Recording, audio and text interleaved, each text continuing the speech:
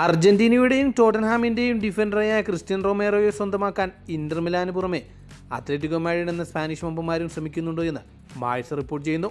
ഏകദേശം 40 മില്യൺ തുകയും കൂടെ മൊളീനയോ അല്ലെങ്കിൽ റുഗറി എന്ന ഏതെങ്കിലും ഒരു താരത്തെ കൂടി ടോട്ടൻഹാമിന് നൽകാമെന്നാണ് അത്ലറ്റിക്കോ മാഡ്രിഡിൻ്റെ പ്രൊപ്പോസൽ.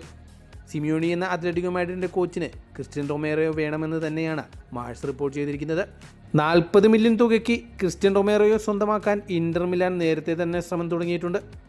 അർജന്റീനയുടെ യുവതാരമായ ജൂലിയൻ അൽവാരസിനെ സ്വന്തമാക്കാൻ ബാഴ്സലോണയുടെ സ്പോർട്ടിംഗ് ഡയറക്ടറായ ഡെക്കോ വരും മണിക്കൂറിൽ തന്നെ മാഡ്രിഡിലെത്തുമെന്ന് ജെറാർഡ് റൊമേറോ റിപ്പോർട്ട് ചെയ്യുന്നു.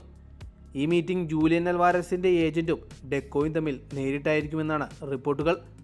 ബാഴ്സലോണ ജൂലിയൻ അൽവാരസിനെ സ്വന്തമാക്കാനുള്ള അവസാനവട്ട ശ്രമമാണ്. ട്രാൻസ്ഫർ നടക്കാൻ സാധ്യത കുറവാണെങ്കിലും ഡെക്കോ അതിനുവേണ്ടി ശ്രമിക്കുന്നുണ്ടെന്നാണ് ജെറാർഡ് റൊമേറോ റിപ്പോർട്ട് ചെയ്യുന്നത്. അർജന്റീനയുടെ ഡിഫൻഡറായ നാഹുൽ മൊളീനയെ സ്വന്തമാക്കാൻ AS റോമ ശ്രമിക്കുന്നുണ്ടെന്ന് ഓലെ റിപ്പോർട്ട് ചെയ്യുന്നു. അർജന്റീനയുടെ ഈ ഫുൾ ബാക്കിന് 17 മില്യൺ യൂറോയാണ് റോമ വിലയിട്ടിരിക്കുന്നത്. പക്ഷേ അത്ലറ്റിക്കോ മാഡ്രിഡ് അതിലും വലിയൊരു തുകയാണ് AS റോമയിൽ നിന്ന് പ്രതീക്ഷിക്കുന്നതെന്നാണ് റിപ്പോർട്ടുകൾ. വരും മണിക്കൂറിൽ തന്നെ നാഹിൽ മൊളീനയുടെ ഏജന്റും AS റോമയുടെ സ്പോർട്ടിംഗ് ഡയറക്ടറുമായി കൂടിക്കാഴ്ച നടത്തുമെന്നും റിപ്പോർട്ടുകളുണ്ട്.